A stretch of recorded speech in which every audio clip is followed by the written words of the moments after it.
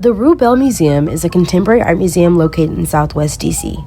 It's home to so many different types of art, including installations, photography, paintings, sculpture, and video art. I fell in love with this museum because I noticed it provided platforms to artists from marginalized communities. Their piece selections to me is peak, especially as an aspiring art curator. My favorite time to go is during the weekday when it's quiet and I can just roam. So, Wednesday, April 30th, that's exactly what I did. This visit, I wanted to focus on pieces by Black artists that weren't necessarily political at first glance, or even political at all, but still had a message that challenged the viewer to look at society in a different way. Pieces that were insightful commentary on pressing issues we're currently facing. In all actuality, this is the majority of the pieces within the museum, but I focused on 3 main pieces. To give more context, the current exhibition is American Vignettes, Symbols, Society, and Satire. I pull a piece from each section, expanding on the pieces in relation to my ideas on Black art. As soon as you walk into the double doors of the Rue Bell, this work is the first thing you see. Vaughn Spahn's rendition of the American flag, titled Dark Days Bring New Hope, draws the eye in. Instead of 50 stars on the flag, it's just one big one that is textured black with red seeping through. Only the first 3 stripes are reminiscent of the original flag. At the bottom of the flag, there are dingy gray stripes with an almost digital look upon first glance. I almost immediately walked straight to the piece. As I approached it closer, the texture started to reveal itself. There was a plaster-type texture on the star. There's a thick, goopy paint used for the blue square in the left corner, and the bottom 3 stripes appear to be fitted with cut-out squares of some sort of cloth or wash rag. Before reading the description, I automatically had the feeling that the piece was commentary and the true reflection of America. But to really understand, I read the description, of course. Spahn describes his piece as a way to claim space and proximity to the flag in his own way. He notes the very dark and gloomy feel of the flag as a true testament of the darkness and trauma perpetuated by the nation. The piece is seen as a way to show the true nature of America. Despite this, it's still patriotic in a sense, using the piece as a way not to flee from his relationship to the flag, but claim his space within the real history and the legacy that was before him. This piece is a true example of a work being pretty much outwardly political, but the politics are unique and specific to this Black experience. The piece challenges the way we look at patriotism and patriotism while being Black. It recognizes the gloomy dark feeling associated with being Black American, but recognizes that it's still our home and that it's still our American flag. Along with this piece, the entire floor of the exhibit displays similar messaging.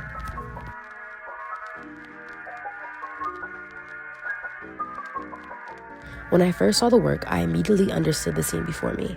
I saw the detail and assigned the context based on my own understanding. I first viewed the work without the context of the artist's description to see what details I could view without the influence of the description. The work was extensive and commanded the room upon my entrance. Its larger-than-life scale forces you to draw closer to see the details, so you can pick up the textures of the oil canvas and the deep, intentional strokes. The media of the oil paint adds to the depth and saturation of the work. It makes the lights pop and the darks deep. Taking a step back, I noticed the contrast between the background and the foreground. In the background, we see a colorless image with figures that seemingly represent the past. In the foreground, we see an image of color with a more modern reality. When I sat with the details, I noticed the lack of details within the face. Despite this, there is still a profound emotion and heaviness that is shown through the stark color contrast, the shadows, and the elements of the painting that we see. There is a sense of solemnness, not to be mistaken with sorrow. There is an evident connection of the past with a sort of legacy that's not good or bad, but just is. There's figures in the foreground that are displaying a man in a prison uniform and a baby, which is interpreted as representing the past and the future. The background displays what the viewer can assume are enslaved peoples. There are bags of cotton in a cotton field that represent the reality of African American ancestors and the forced labor that enslaved people faced. Correlating the enslaved people to the figure in the color, we see prison uniform that is seen as a sign of modern-day enslavement. I thought back to the 13th Amendment and the loophole that led to mass incarceration of Black and brown individuals, continuing this history of enslavement.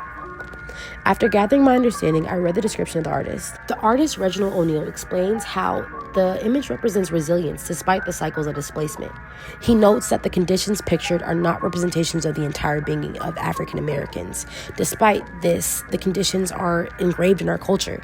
A major part of viewing this work is having cultural context.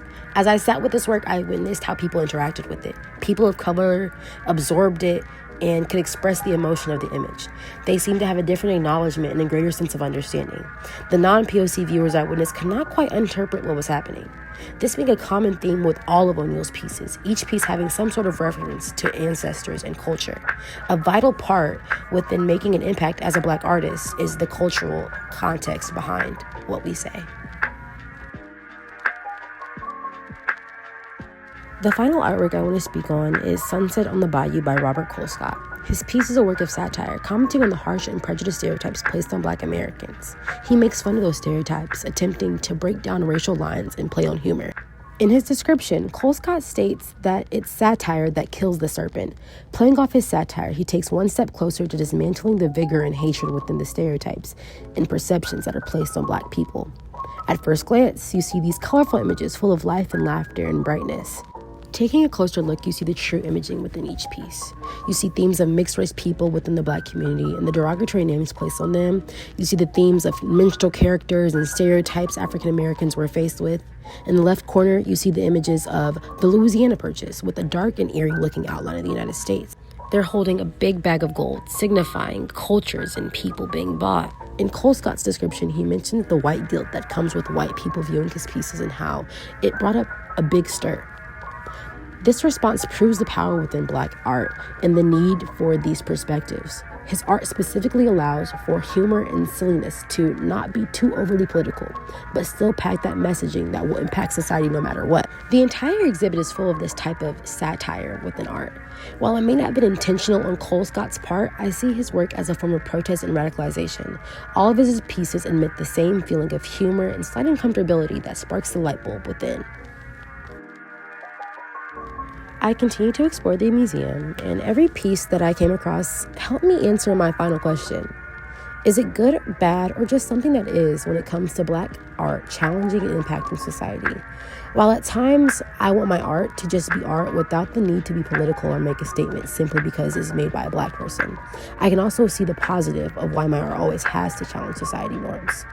Ultimately, I came to the conclusion that it's something that just is, and beyond that, it's necessary and will always be a part of my artistry and who I am, solely based on my cultural and upbringing that is specific to being a Black woman.